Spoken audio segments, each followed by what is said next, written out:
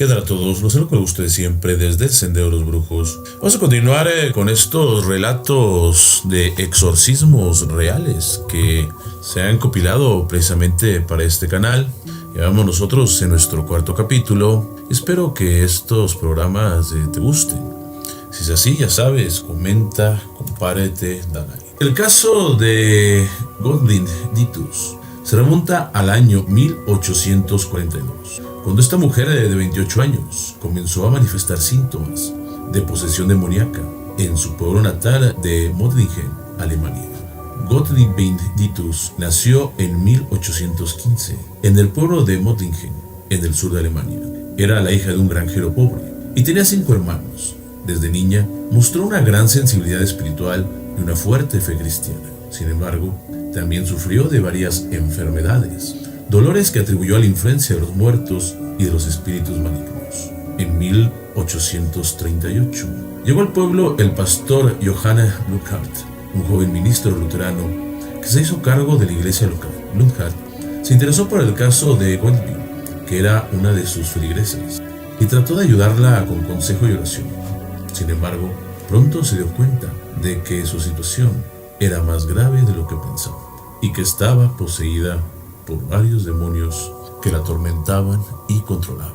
Según sus testimonios, su casa estaba infestada de espíritus malignos que la atormentaban y la obligaban a hacer cosas horribles. Entre los fenómenos que experimentó se encuentran convulsiones, alucinaciones, levitaciones, cambios de voz, lenguas desconocidas, vómitos de objetos extraños y heridas inexplicables. El pastor de su iglesia, Johann Christoph Blumhardt, se encargó de realizarle varios exorcismos durante varios años, en los que se enfrentó a una gran resistencia de parte de los demonios que habitaban en ella. Según los registros, se identificaron más de 900 entidades diferentes, algunos de los cuales afirmaban ser personajes históricos. La posesión de Mödling, el caso real que inspiró al exorcista.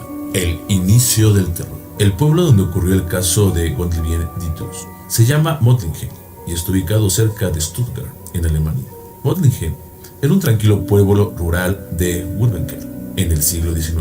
Sus habitantes se dedicaban principalmente a la agricultura y a la ganadería y vivían bajo los principios de la fe luterana. La iglesia del pueblo era el centro de la vida social y espiritual, y el pastor Johann Christoph Blumhardt era el líder y guía de la comunidad. Entre los feligreses de Blumhardt se encontraba Godwin Ditus, una joven de 28 años que había sufrido varias desgracias en su vida. Su padre había muerto cuando ella era aún pequeña y su prometido había fallecido poco antes de la boda. Godwin era una mujer piadosa y devota que se refugiaba en la oración y en el servicio a los demás. Era querida y respetada por todos y nadie sospechaba el terrible secreto que ocultaba. Todo empezó en 1840, cuando Godwin comenzó a experimentar extraños síntomas que la atormentaban día y noche. Sufría convulsiones, alucinaciones, visiones, fenómenos paranormales y cambios de voz y personalidad. Según ella,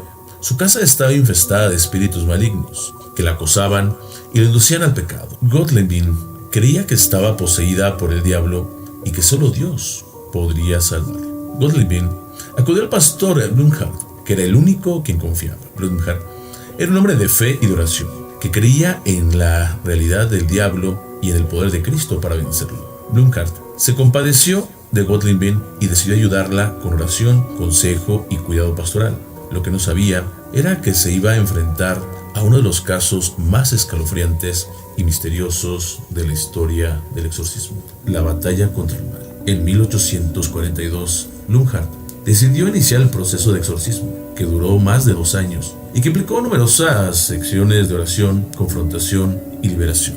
Blumhardt contó con el apoyo de la familia de Godwin, de algunos de sus colaboradores y de algunos médicos y pastores que la asesoraron. Sin embargo, también tuvo que enfrentarse a la oposición y a la crítica de las autoridades eclesiásticas, que la acusaron de fanatismo y herejía. Durante el exorcismo, Godwin manifestó diversos síntomas y fenómenos paranormales: convulsiones, alucinaciones, cambios de voz, levitación, conocimiento de lenguas y de secretos, aparición de objetos y marcas en su cuerpo. Blumhardt registró todos estos hechos en un diario que y luego publicó en un libro titulado Blumhardt Battle. Según Blumhardt, Gottlieb estaba poseída no solo por demonios, sino también por el espíritu de una viuda que había asesinado a 2 niños y los había enterrado en un campo.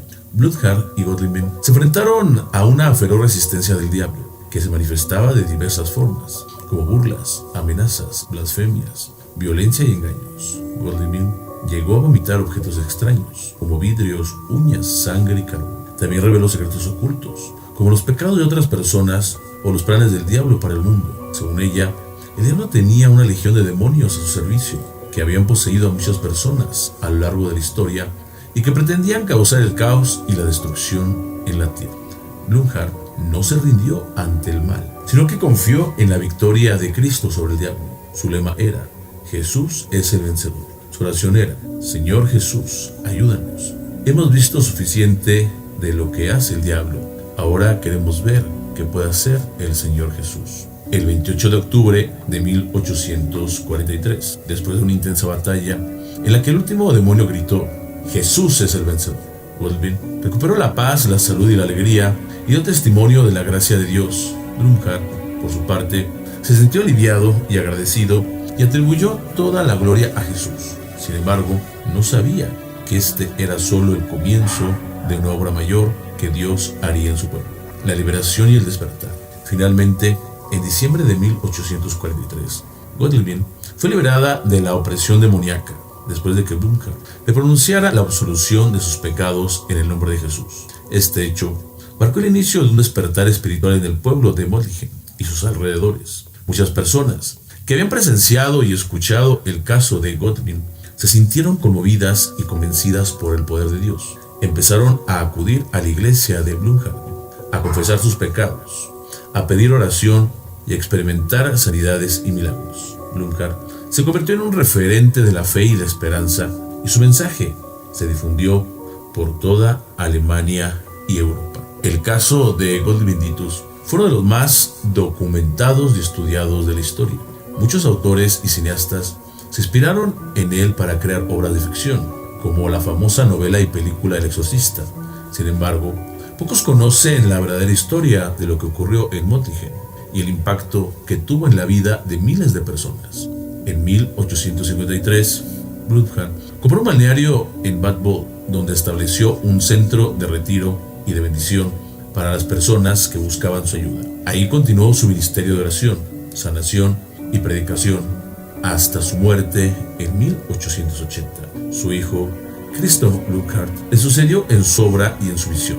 Ambos tuvieron una gran influencia en la teología y en la espiritualidad cristiana del siglo XX. Actualmente, el caso de Gottlieb sigue siendo objeto de estudio e interés por parte de historiadores, teólogos, psicólogos y aficionados al misterio. Hay varias fuentes que se pueden consultar para conocer más detalles sobre el caso, como el libro de Blumhardt, los testimonios de los testigos, los documentos oficiales y los artículos académicos. En cuanto al pueblo de Mödling, sigue siendo un pequeño pueblo de unos 900 habitantes, que forma parte del municipio de Bad Tenchat-Sabelstein, en el estado de Baden-Württemberg. Tiene una iglesia evangélica, un cementerio, una escuela y algunas tiendas y restaurantes. También conserva la casa donde vivió Blumhardt y donde se realizó el exorcismo, que ahora es un museo. El pueblo recibe la visita de algunos turistas y peregrinos que quieren conocer el lugar donde ocurrió el caso de Gottlieb. Como vemos, este relato es uno de los muchos relatos en donde vamos a ver el enfrentamiento del bien contra el mal, la luz contra la sombra, aquellas energías, aquellos demonios que pese a la fe o tal vez pese a estar protegidos, no importa eso y pueden realizar obras y hechos muy negativos con las personas. En este caso, Gottlieb salió bien, pero hay muchos otros casos donde lamentablemente el destino de las personas poseídas por los demonios es simplemente fatal. Yo espero que este programa te haya gustado. Si es así, ya sabes, comenta, comparte. Yo me despido de ustedes. Les recuerdo que están aquí en el Sendero de los Brujos. Muchas gracias.